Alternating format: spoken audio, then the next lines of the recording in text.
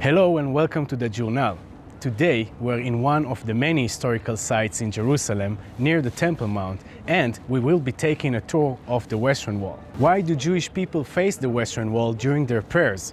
Since when it is a place of worship, and what is this golden dome situated right above it? The Western Wall, or Hakotel in Hebrew, is situated in the heart of Jerusalem. The Western Wall is a holy place for Jews. In order to understand how the Western Wall became holy, we should start with how Jerusalem became important to Jews over the course of history. Jerusalem is the capital of modern-day Israel, but it has an age-long history. In fact, it is one of the oldest cities in the world. Jerusalem was conquered by David the king in the 10th century BCE, meaning over 3,000 years ago.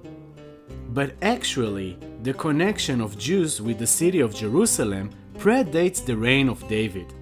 The Bible draws the initial connections between Judaism and Jerusalem since the days of Abraham.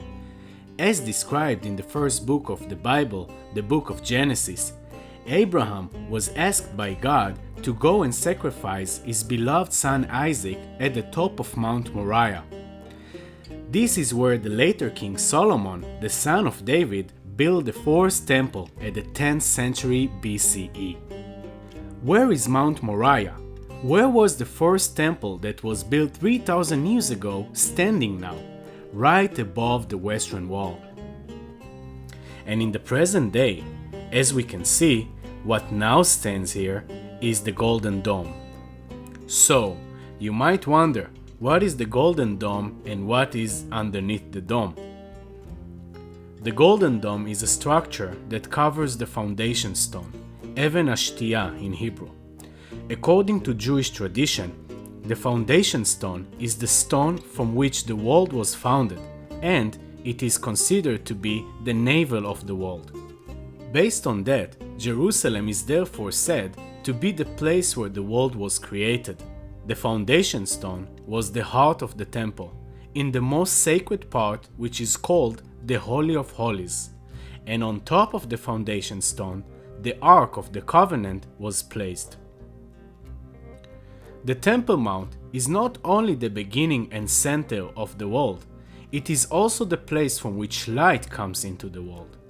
According to the Bible and Jewish scriptures, from this mountain dust was created the first man, Adam.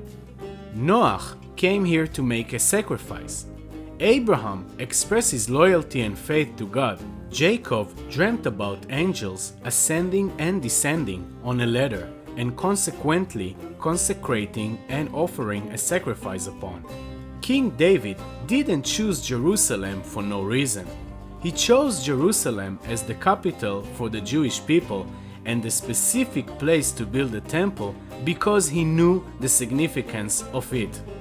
The idea to establish a permanent dwelling place for the Ark is attributed to King David.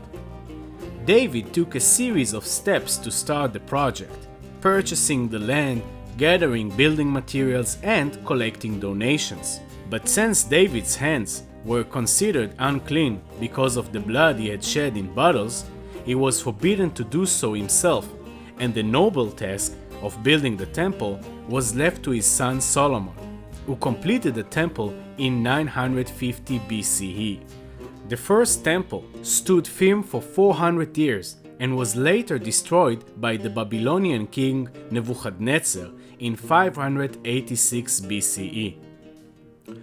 But a few years later, Cyrus the Persian takes over and changes his imperial system of government. Unlike the Babylonian exiles, he allowed various peoples to return to their homeland, build their houses of worship, and maintain autonomy, even if partially.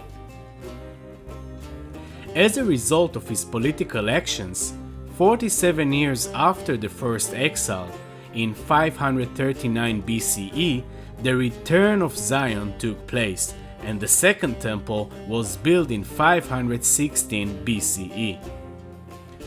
Fast forward 500 years later, King Herod the Great began a series of massive construction projects. One of them was to renew the Temple Mount complex. The magnificence of Herod's construction project is also mentioned in the Talmud. He who would not see Herod's building has never seen a beautiful building in his life. The Herodian complex on the Temple Mount was enormous in dimensions, even larger than the natural dimensions of the mountain. In order to make room for this grandiose project, he had to enlarge the mountain. But how did he do it?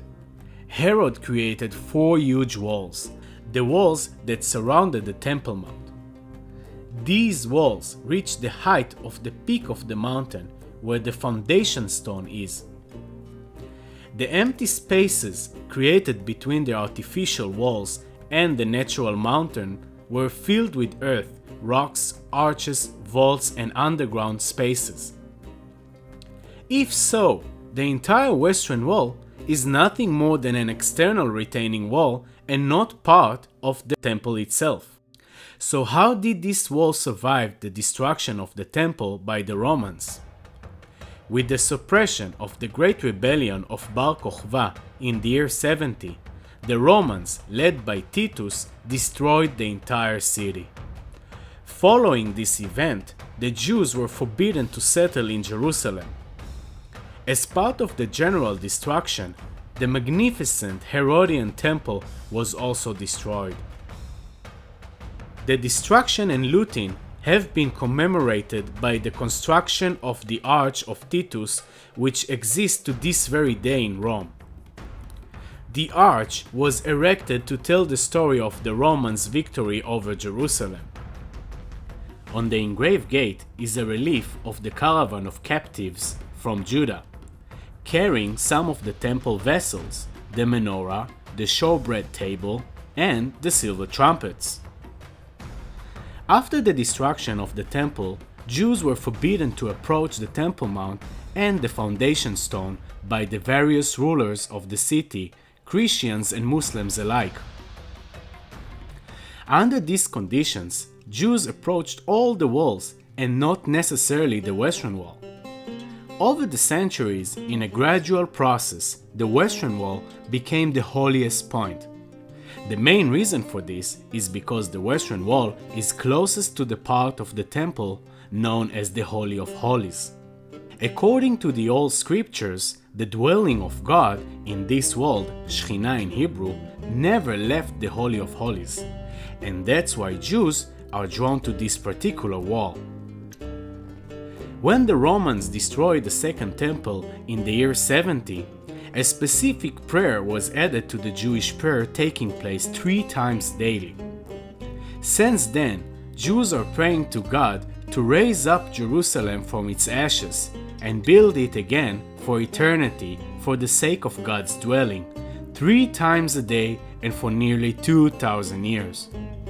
You probably know that in every Jewish wedding, a very special and happy moment in a person's life and the start of a new home, the groom quotes from the book of Psalms.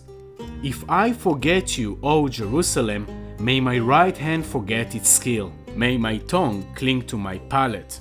If I do not remember you, if I do not bring up Jerusalem at the beginning of my joy." And right after, the groom breaks a glass. Why does the groom mention Jerusalem in his wedding and do this symbolic action of breaking the glass?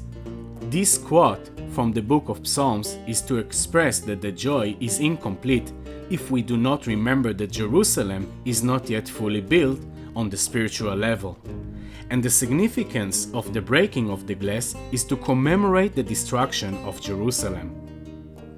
Thanks for joining us to explore the history of the Western Wall. Join us again in the journal to explore more historical and fascinating sites, as we hope to see you in our next video.